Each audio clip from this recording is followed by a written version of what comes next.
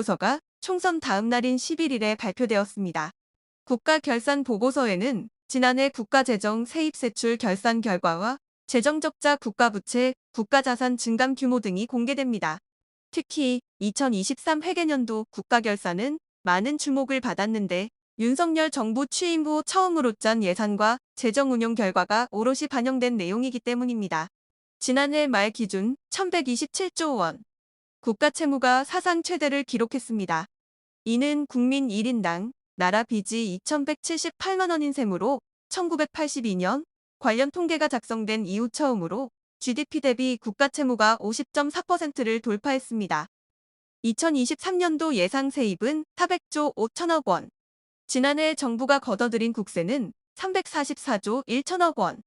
정부가 예산을 편성할 때 내놨던 계획보다 56조 4천억 원이나 덜 거쳤습니다. 건전 재정 기조로 전환하여 2027년 국가 채무를 GDP 기준 53% 수준에서 억제한다는 목표하에 역대 최고 수준의 강도 높은 지출 구조 조정을 단행하였고 재정 총량을 엄격하게 관리해 왔습니다. 그 결과 국가 채무 증가세는 급격하게 둔화되었고 주요 국제 신용 평가사들은 우리의 대외 신인도를 긍정적으로 평가하고 있습니다.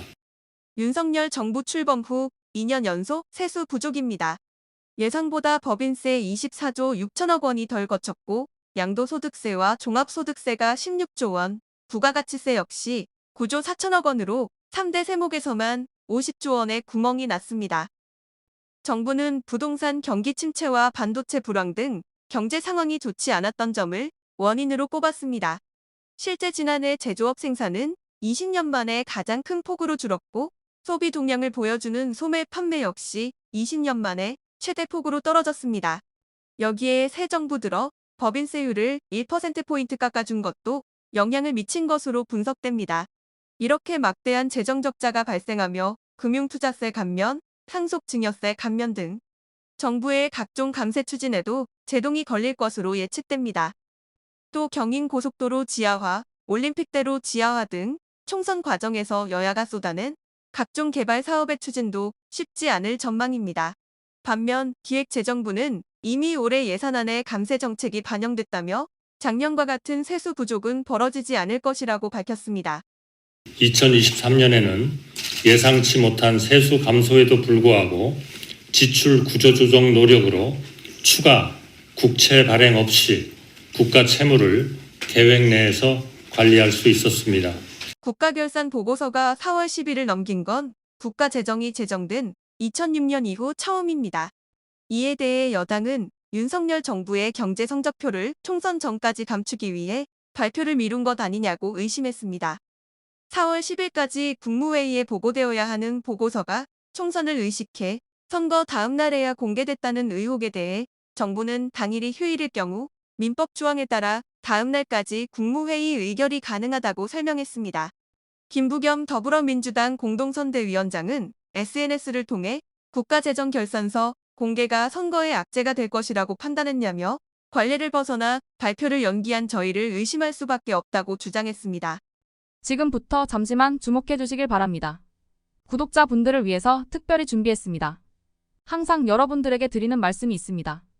이슈와 뉴스만 챙겨보셔도 충분히 돈을 벌 수 있다고 말씀을 드렸는데요. 여러분들 여기 보이시는 제 채널의 영상들을 보시면 어떤 생각이 드시나요? 단지 뉴스 영상만 보고 아무 생각이 없으신가요? 그렇다면 아주 잘못된 것이라고 생각합니다. 그 이유가 무엇이냐면 제가 4월 5월에 뭐라고 말씀을 드렸나요?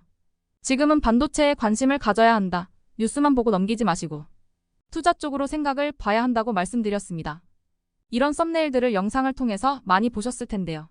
이런 반도체 이슈가 되었을 때 부자들은 어떻게 생각할까요? 반도체는 무엇이 있는지, 어떤 종목이 가장 좋을지, 어디에 투자해야 돈이 몰릴 수 있는지 자연스럽게 생각한다고 말씀드렸습니다. 부자들이 봤을 때 이슈가 곧 돈으로 이어지고 그 이슈가 나에게 돈을 벌어준다는 경험적 확신이 있기 때문에 부자들은 사회적 이슈를 관심 있게 챙겨본다고 말씀드렸습니다. 이번에도 마찬가지입니다. 지난번에 구독자분들과 함께하는 주식으로 수익 내기를 진행했었는데요. 100% 무료로 진행을 했고 이 사진을 보시면 아시겠지만 구독 문자 메시지를 남겨주신 모든 시청자분들께 이렇게 반도체 관련주 중에 가장 급등할 확률이 높은 딱 한 종목을 드렸습니다. 4월 말 CG트로닉스를 추천을 드렸습니다. 여기 나와 있는 사진을 보시면 정확히 얼마에 매수하고 어떤 종목을 사야 하는지 어느 지점에 팔아야 하는지 이런 부분들까지 여러분들에게 정확히 알려드렸는데요. 실제로 많은 분들께서 수익을 보셨습니다. 오른쪽을 보시면 아시겠지만 4월 말에 CG트로닉스를 소개해드리고 나서 실제로 며칠이 지나지 않고 이렇게 주가가 2배 이상 급등이 나왔습니다. 당시에도 굉장히 많은 분들이 제가 드린 이 종목으로 수익을 내셨습니다. 지난번과 똑같이 구독이라는 문자를 보내주시면 이번에 이슈가 되고 있는 주식 중에 앞으로 대장주의 구실을 하면서 주가가 가장 크게 상승할 한 종목을 시청자분들에게 문자로 종목명과 사고자 하는 시점을 모두 알려드리겠습니다. 혹시라도 나는 주식을 하지 않는다 하시는 분들은 주변에 주식에 투자하는 분들에게 추천을 해주셔도 되고 연세가 있으셔서 투자가 어려우신 분들은 이 종목을 가지고 자녀분에게 한번 사서 수익을 내봐라 이렇게 조언을 하실 수도 있습니다. 이 영상을 보시고 계시는 시청자분들 중에 종목이 궁금하다 하시는 분들은 전화번호 010-5638-2209 똑같이 무료 추천 급등 주식 문자를 보내드리겠습니다. 돈을 받는 것도 아니고 투자를 대신해 드리는 것도 아니고 부담 없이 구독 문자 보내주시면 되십니다.